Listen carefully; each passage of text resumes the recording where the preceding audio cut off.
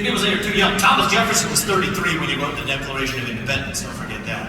And he invented the swivel chair while he was at it. Our founding fathers, there's something in the water back to that. I'll come back to that in a second. But the thing that's going on with young people in this country, I was talking about it with Mark earlier, we had a meeting with a few of you before, talking about the campus protests in places like UNC that turned violent. It's not that young people are against us, actually. It's that they're lost, right? Hungry for direction and purpose. You hear these protests after October 7th. You see protests on college campuses. One of them, they got the footage from them.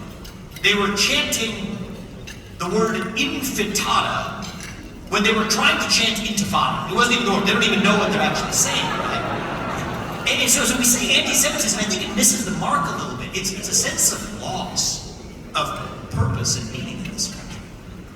But if you're a young person, if you're any of us, forget young people, forget all of us, we need something that grounds us. Faith in God, believe in family, believe in nation, hard work, patriotism.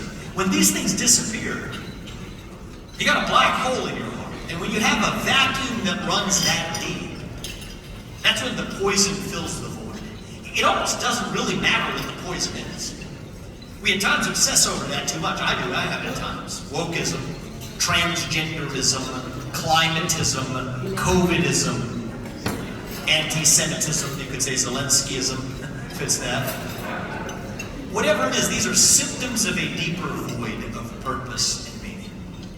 If you have a hole the size of God in your heart and God does not fill it, something else will instead. If you don't pledge allegiance to that flag, the United States of America, you're going to pledge allegiance to a different flag instead. That's where the transgender flag comes from. I took my son to Washington, D.C. last June. I kid you not, you see more transgender flags on the streets of Washington, D.C. than you see American flags in our own nation's capital. There is a deeper sickness in our country, and it is the fact that we are lost. And in that moment, it's not enough as conservatives to just criticize what the other side puts up. That's why we had the red wave that never came in 2022. Remember that?